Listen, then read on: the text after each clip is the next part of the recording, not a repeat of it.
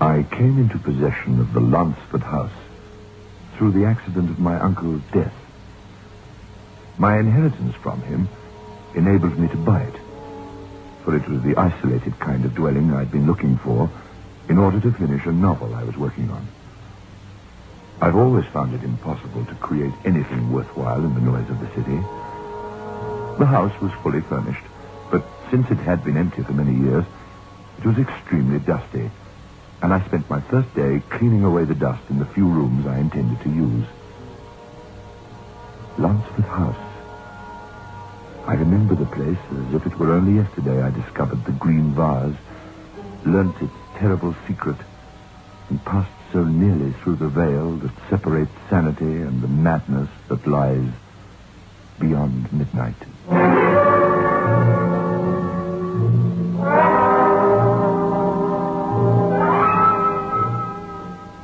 Biotex, the new soap and pre-wash powder, presents Beyond Midnight by Michael McCabe.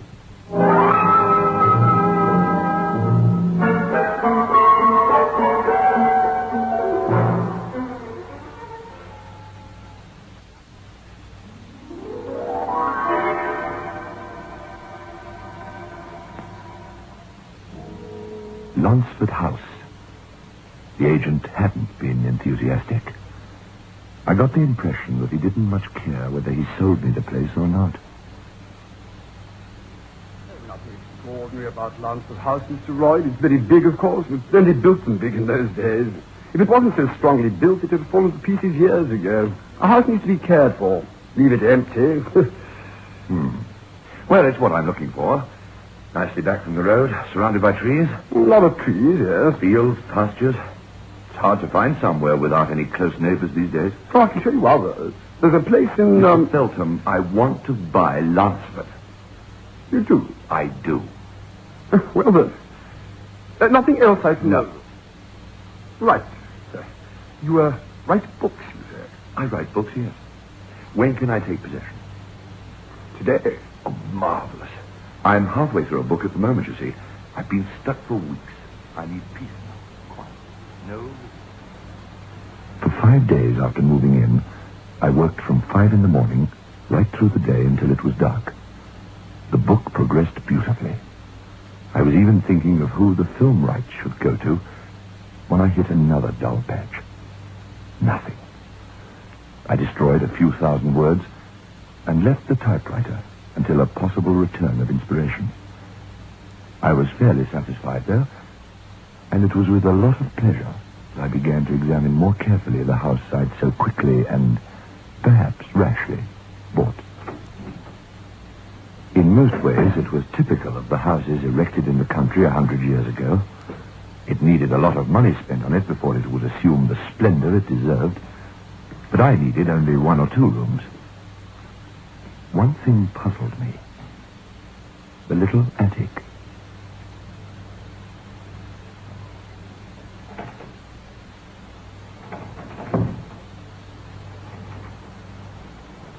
Locked.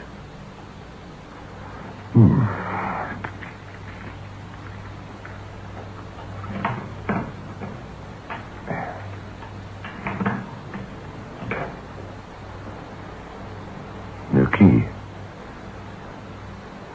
Why is that, then?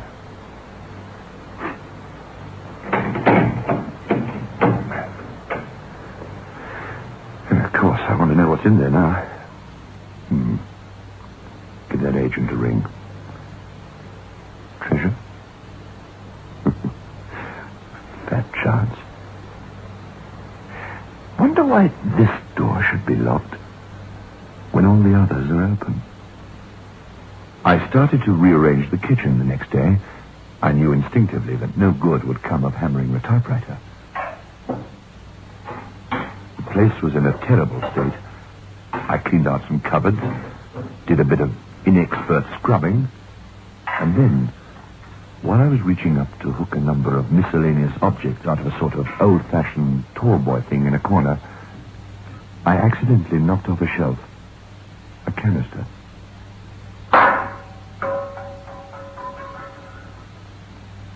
It opened, and a piece of folded paper fell out. An old piece of paper, brown with age, badly worn and tattered.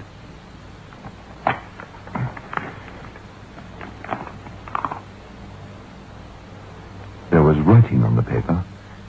It was barely legible. The ink had faded badly, and large sections of the script had been worn or torn away. It was dated over 30 years before, and all that remained of the entire first paragraph beneath the date was Stephen Lanceford, a young man of 25. And that was all the first paragraph said. Thereafter occurred a puzzling sequence of half lines, sentences, paragraphs, in this order. To have him tutored in the arts, particularly gifted in pottery making. Stephen developed a great fondness for his tutor, and under his guidance did the only constructive work of his life. A crude, ugly vase, bilious green in color. Stephen was proud of it.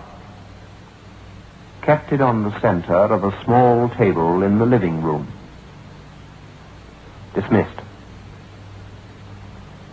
Stephen raged for days, and there began a subtle deterioration of a character which had always heretofore been shy and retiring. Ugly metamorphosis, kind of madness in the course of which he would never allow his vase to be moved. Made his mother promise that it would never be moved under pain of dire punishment, but left to stand where he had put it. Some strange elemental bond seemed to have developed between the young man and his creation.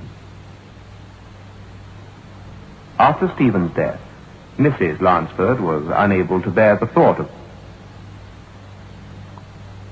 Instead, she had the casket sealed, obtained permission from the authorities, and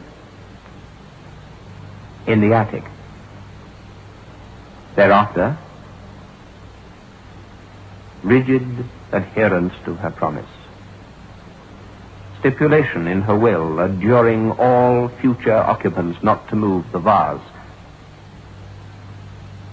When a relative came to live in the house after her death,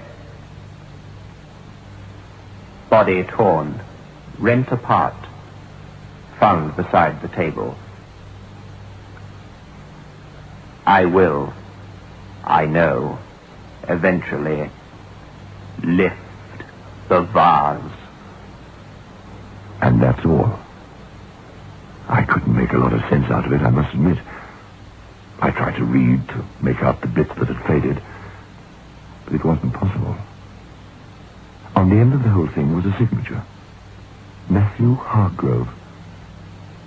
Suddenly I remembered seeing, in the living room, which I hadn't had time to clean, a small table pushed over against the wall with a cloth covering an object of some bulk. That would be it, all right. See what they meant in their letter thing. It is crude. Ugly as sin. Matthew Hargrove. Wonder who he was. Or is. There was nothing in Uncle's papers about anyone of that name. Matthew Hargrove. Matthew Hargrove. Matthew Hargrove. You the young chap that bought the Lanceford place? Yes, I expect to be a regular customer here. People don't talk much about what happened to that Hargrove man. Used to be Mrs. Lanceford's lawyer. Wrote up the old woman's will. Oh, queer that was. All about some vase thing her son made. Funny things went on after she died, you see. You want anything more than the razor blades, do you? What funny things? Well, there was Reuben Yates. That was her cousin. Came down when she got sick and stayed. You're from the town, aren't you? You don't get to hear about things like we do down here in the country, you see. What happened to Reuben Yates? Reuben Yates. Ah, well, they found him next to that table with the vase on it. said he was torn apart. I see. And where does Matthew Hargrove come in? Oh, right after. He was the next one to move into the house. And he was the next one found by the table, too. Same as Reuben Yates. People say that they that saw him got sick in their stomachs for weeks afterwards. And then? No more. Nobody else moved into that house. From then till the day you moved in, nobody. Nobody at all.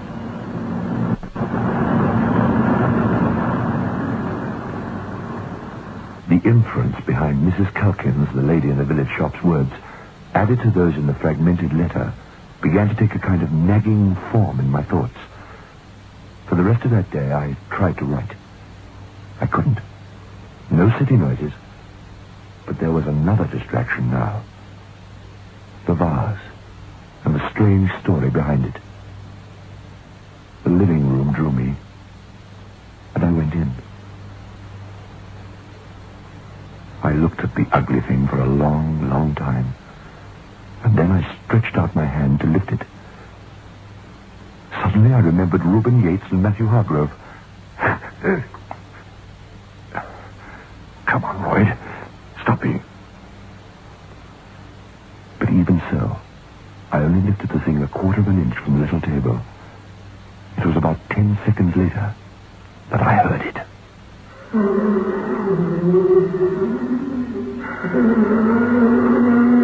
I replaced the vase. How can I describe it? I don't know where it came from. Somewhere in the house. Somewhere, to be sure. It reminded me of nothing I'd ever heard in the whole of my life before. Silence followed. A deep, deep silence. Then I tilted the vase again. This time the reaction was instantaneous.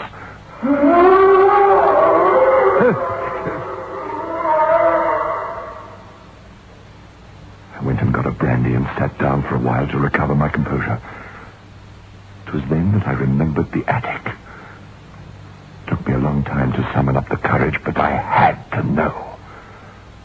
I went back and quickly slipped a penny under the vase on the table.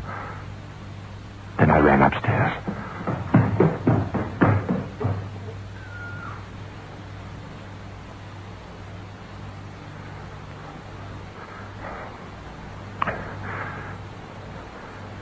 I got down on my hands and knees and tried to peer through the keyhole. I couldn't see anything. As I was struggling to my feet, I felt a thin current of air cross my face. A short, warm draft of air. But there was no attic window through which the wind could enter, and the air that struck my face was warm. I bent down again, and this time I put my ear to the keyhole.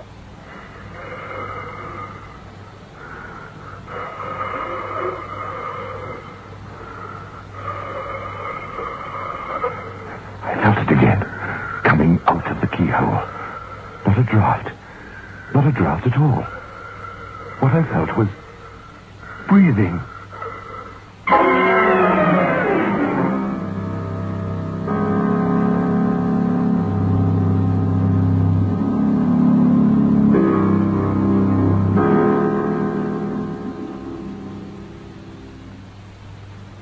Keep Airwick handy in your home. Airwick is the modern air freshener. It doesn't just mask smells with heavy scent, it actually knocks them right out of the air. Airwick keeps the home sweet, with a country fresh atmosphere in every room. Put Airwick on your shopping list.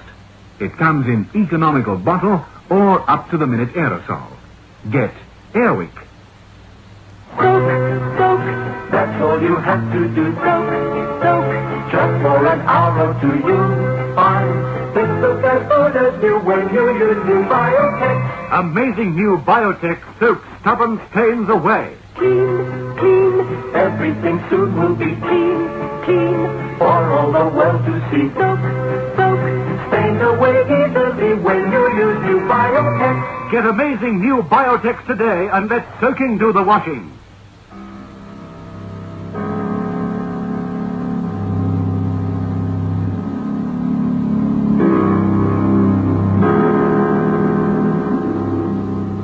Why I did it, I don't know. Even then, something told me I was meddling in things I could never hope to understand. There was something in the house I knew then that could bathe me in the fires of purgatory forever and a day.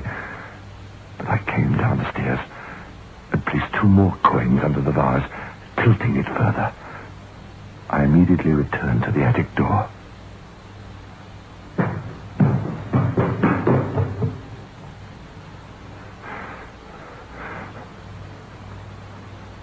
I no longer heard mere breathing through that keyhole from the room beyond.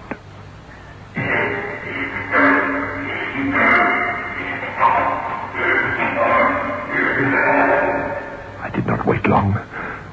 Something was trying to get out.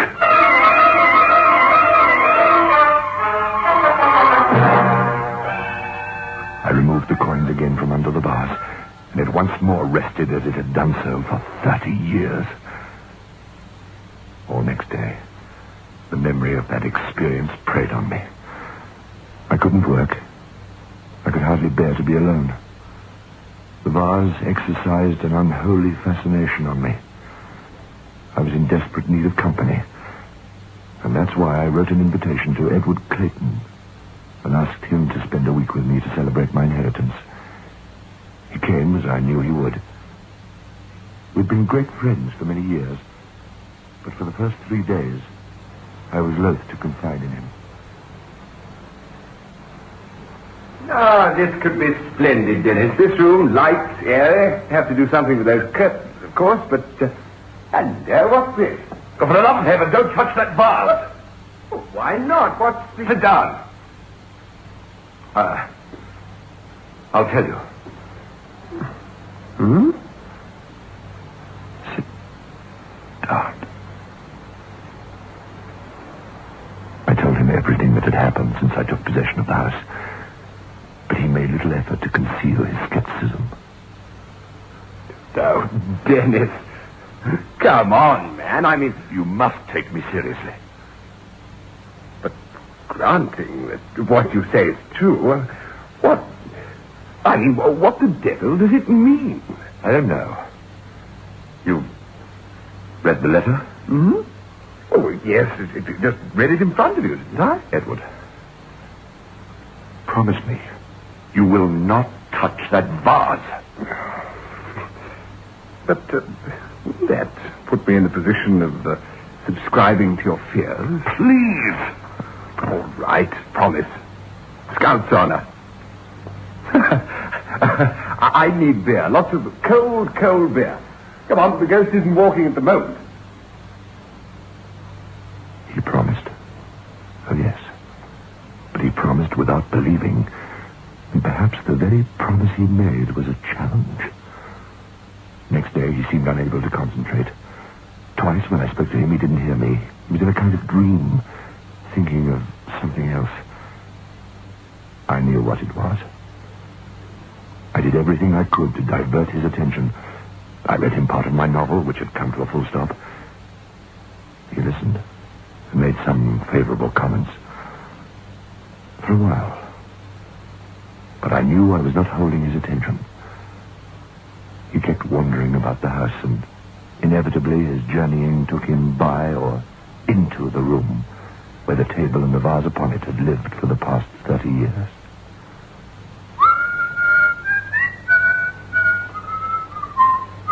This thing seems to fascinate you. Hmm? The vase. Vase? Oh, the vase. You can't take your eyes off it. I've been watching you. Oh, at first, well, I thought it was a fairy story. And now? Well, now I'm not so sure. I wonder. Don't. Some malignance is associated with that thing. Some bond ties it to something in the attic. What do you... I mean something linked with it in space or time. Or in the attic. Or in the attic, yes. If you think so, why haven't you been up there to see? locked. Well, I couldn't bring myself to break in. there's no time like the present, then, is there? You game? I didn't know. Well, make up your mind. You can't just live here with half-truths. You either find out there's something nasty and horrible around, in which case you move out. Or you find out it's all a silly mistake. Lay the ghost and continue writing your book in peace. And incidentally, I think your book will be very splendid. Thank you. So, let's go and see what's up in the attic. Bring the lamp. All right.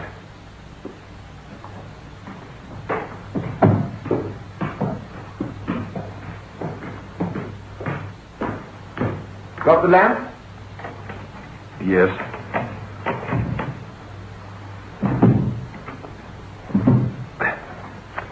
Coat off, I think.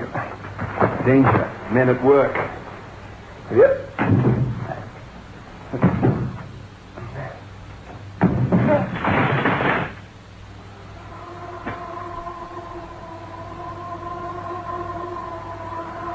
Our lamplight flooded the room. In the middle of the attic floor stood a coffin. Just a coffin. Nothing else.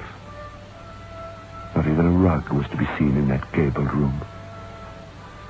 The coffin was festooned with spiders' webs, as if it had not been disturbed for decades.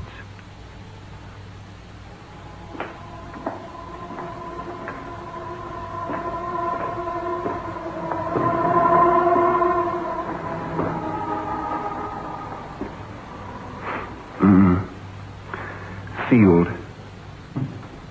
I take it that this is Stephen Lanceford's coffin. His mother had him put here. I imagine so. Yes. The vase is the one he made in the letter. You remember? Yes, exactly. Well, yes, I know what you're thinking. It doesn't hold water, Dennis, and you ought to be the first to see it. Nothing about this thing holds water, as you put it. Suppose it isn't a bad place to rest. If you were dead, I mean. Dry, at least. Better than 6 feet under, eh? Don't stare at it like that. Nothing's going to rise up out of it, Dennis. Isn't it? No. Ghoulish lot the Lanceford, eh? Let's get out of here. Okay. What are you going to do about this room, attic? I'm going to seal it. Nail it up.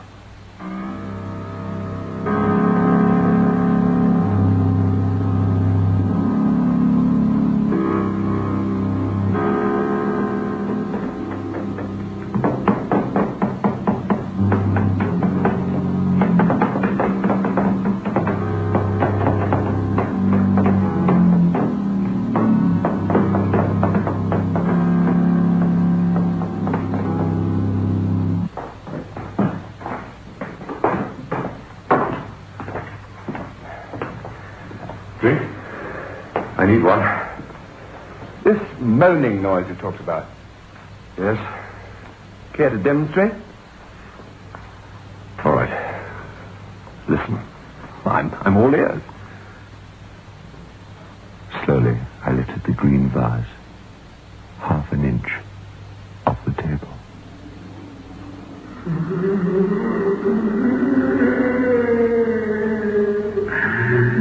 I replaced the vase. Interesting. All right. Now you've heard. Let's have that drink, and then I think I'm ready for bed.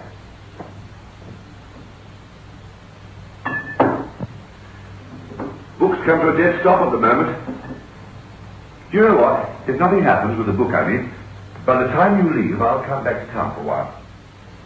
If and when I sell my book, if it's published and makes money, maybe I'll have this place.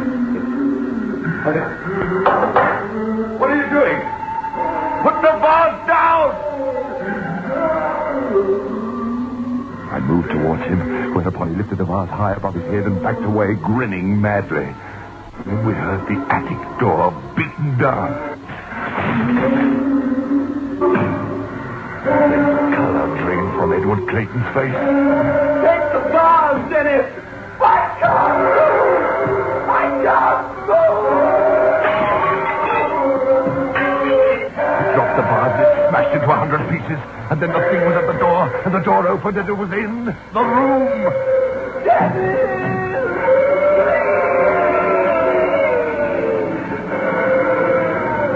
But I didn't wait. I leapt towards the window, and before I crashed through the glass, I half-turned. Something had entered that room beyond my range of sight, for Edward was hanging limply aloft in mid-air.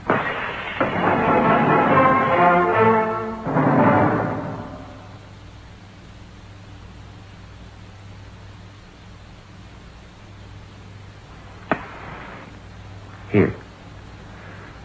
Thanks. So, that's about it then, eh? That's it. Poor Edward. Poor Edward. Now, steady on. The doctor said you've not to get out of bed. You've had a shock. Poor Edward. I told him. I did, Sergeant. Yes. Well, the folks from Burnstrom went up there, and there he was. Just like the others. It was a thing neither you nor any other man could have done. There's one more thing, sir, I'm afraid to have to tell you. They took matters into their own hands. They burned down your house. Took your stuff out first and set fire to the house. Yes, it was just as well. I couldn't have gone back there. Funny thing, though. You said the vase was smashed on the floor. It was.